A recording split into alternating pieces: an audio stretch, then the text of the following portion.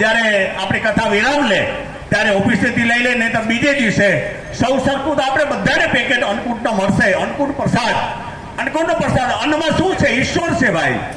એટલે એટલા માટે આપણે જેને દાન દીધું છે 500 રૂપિયા સુધીનું, એનાથી આપણે આ મહાપ્રસાદનું જે આયોજન છે એને પ્રસાદ લેવા માટે વિશે વાત કરી દઉં કે લેવા પટેલ જ્ઞાતિનો અન્નકૂટ પ્રસાદ અને મહાપ્રસાદી છે એ બાકીના જે કંઈ વિષય છે જજમાન આપણી પાસે જે પોથી ઉપર બેઠા છે ભૂદેવો, એમાં એક જજમાન બીજી જ્ઞાતિનું છે એટલે એને વિનંતી કરીશ કે આપણા જે બે વ્યક્તિઓને જે કાર્ડ જોઈ છે એ કાર્ડ ઓફિસેથી મેળવી લેશે.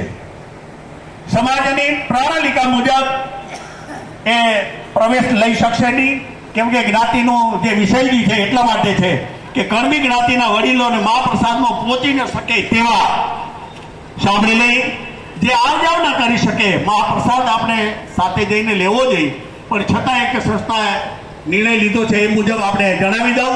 સવારે 10:30 થી કરીને 11 વાગ્યા સુધી એ ટિફિન વ્યવસ્થા જે ખાટલામાં બેઠા છે આપણા વડીલો લેવા પટેલ જ્ઞાતિના, તો એને તમે મહાપ્રસાદ માટેનું ટિફિનની જે વ્યવસ્થા છે એનું કૂપન તમે આ ટેબલ ઉપરથી તમને 2.5 દિવસ આપણે માનશો એમાંથી લઈ લેજો, તમારું નામ નોંધાવજો અને 10:30 ને 11 વચ્ચે એ ટિફિન વ્યવસ્થા તમે સ્વીકારી લેજો. એ સાથે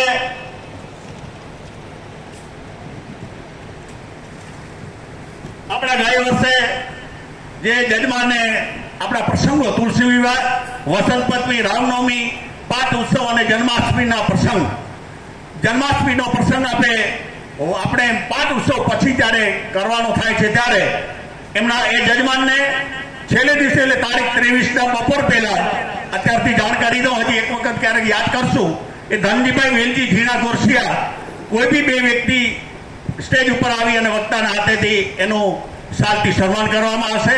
એ જ રીતે પાઠ ઉત્સવના હનુમાનજીનું મંદિર, લાયન્સ ક્લબ અને પ્રવીણભાઈ ખોખાણી, શાંતાબેન અને દમયંતીબેન માધાપરિયાનું સન્માન કરવામાં આવશે.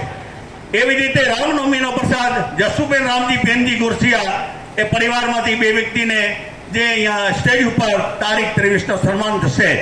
વસંત પંચમીના જજમાનશ્રી કરુણાબેન દિનેશગર ગોસાઈ કોઈ બી એની કુટુંબમાંથી બે વ્યક્તિનું જાહેર સન્માન થશે.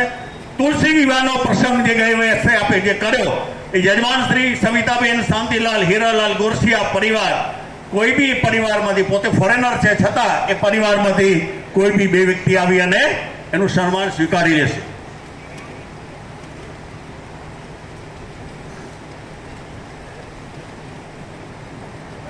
એક વિષય એટલા માટે આજે તમે વડીલો નારણપતિ અહીંયા આવ્યા છો, ગામનું એક નજરાણું બની રહ્યું છે.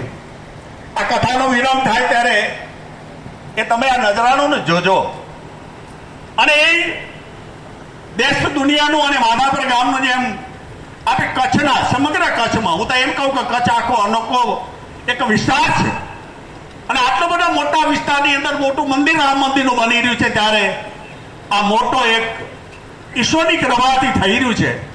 ઈશ્વર પોતે દેખાતા નથી, આપણે સમજીએ છીએ, પણ ઈશ્વરે આપણે બધાને અહીંયા મોકલ્યા છે એટલા માટે કામ થઈ રહ્યું છે. અને 25 કરોડ ખર્ચે જ્યારે આ આયોજન છે ત્યારે આ ગામ આપણે સૌ અને દાતાઓ જેને લાંબા હાથ કર્યા છે અને એ બધા જ દાતા પરિવારને હજી ન કર્યા હોય એના બધાના ઘરેથી એક ફૂલની પાંખડી આ ભાવિ પેઢીને કામ આવશે. હું તો આજે ઘણી વખત વડીલોને કહું છું આ ત્રીજી પેઢી માટે બની રહ્યું છે, ખ્યાલ કરજો. બાપુ એમણે ઉપરથી કહ્યું કે મંદિર શોભાના ગાની એક વિષય નથી, પણ મંદિરમાં આપણે આવજાવ કેટલા કરી છે. બાપુ આજે અમે 50 જણાથી હનુમાન ચાલીસા ચાલુ કર્યા, આજે 500, 600, 700 વ્યક્તિ દર શનિવારે ભેગા થાય. આ માણસોનું કામ નથી, કામ છે ભગવાનનું. આ ટ્રસ્ટીઓ તો ખાલી એક ચેલેન્જ કરી દે, રવાના કરી દે, બાકી કરવા વાળા જે છે ને એ બધા સાચા ટ્રસ્ટીઓ છે. અને એ સેવા આપણે જીવનમાં મળી છે, આપણે ઈશ્વરે આપ્યું છે, તો આ પ્રસંગને આપણે માણવો જોઈએ. જે પ્રસંગમાં આજે જજમાન કેટલા, તો હનુમાનજી તો એકલા છે, પણ આપણે બધા ભેગા થઈને એ પ્રસંગને આપણે શોભાવી રહ્યા છીએ. ત્યારે હું આ નારાયણપુરના પ્રમુખ ટ્રસ્ટીને કોઈ બી એક વ્યક્તિને વિનંતી કરીશ કે અહીંયા ઉપસ્થિત થાય અને અમારા રઘુનાથજી અને ધીંગેશ્વર મહાદેવ મંદિર ટ્રસ્ટ વતીથી વિશ્રામભાઈ અને દેશુભાઈની વિનંતી કરીશ કે હાલ તોરા કરી અને એ શાલ ઓઢાડીને સન્માન કરશે.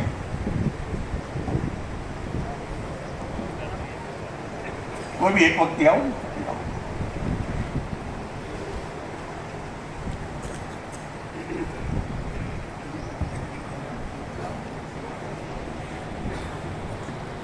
Ayo, ayo.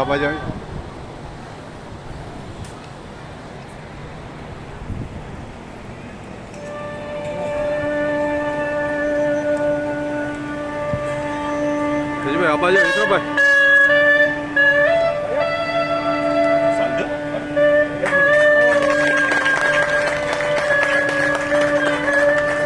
કોઈ પણ એક બેન પણ ઉપસ્થિત થાય, આપણા ટ્રસ્ટ મંડળમાંથી એક બેન ઉપસ્થિત થાય, એમને સાલથી સન્માન અમે આ ટ્રસ્ટ વતી કરવામાં આવશે.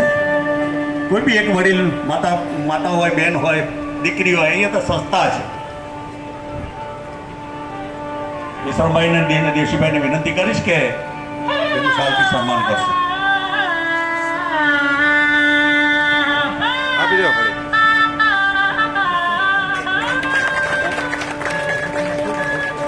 આપણો 2 મિનિટ સમય લીધો અને હજી 1 મિનિટ લઈ લઈશ. એટલા માટે આ સંસ્થા છે ને પ્રચારનો માધ્યમ છે. પ્રચાર ન થાય તો આમ જનતાને આ ખ્યાલ ન પડે. આજે દેશ વિદેશોમાં અત્યારે મારો માઇકનો અવાજ છે ને દુનિયા સાંભળે છે. અને આ સ્થિતિ ભગવાન રામચંદ્રનું જ્યારે એના જીવનના દર્શન કરી લઈએ તો એને કષ્ટી ક્યાં નથી પડી. આખું રામાયણ સાંભળી લો, મહાભારત સાંભળી લો, વક્તાશ્રીના મોઢેથી ભાગવત આજ પુરાણ આજે એટલે વિચારો તમારા હૃદયમાં ઉતારી લો. અને એટલું જ નહીં, સવારે 2-3 પાના શ્રીમદ ભાગવત ગીતાને ઉઠલાવી લો ખાલી. એક ભગવાન કૃષ્ણની વાણી છે. કૃષ્ણ શું કહી રહ્યા છે આપણા માટે, અને એ જ પ્રણાલિકા મુજબ આપણે ચાલવું જોઈએ. જીવનમાં દાંપત્ય જીવન શું છે, હમણાં માણસની ઉપરથી વાત કરી. એની પવિત્રતા સંતવાવી જોઈએ.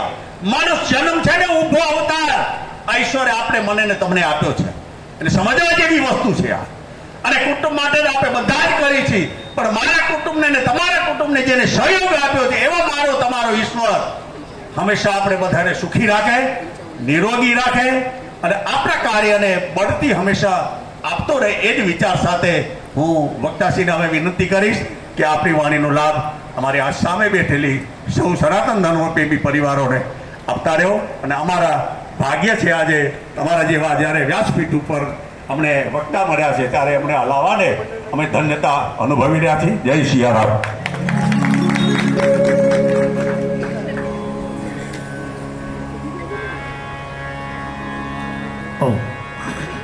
બોલો રે બોલો પ્રેમથી બોલો.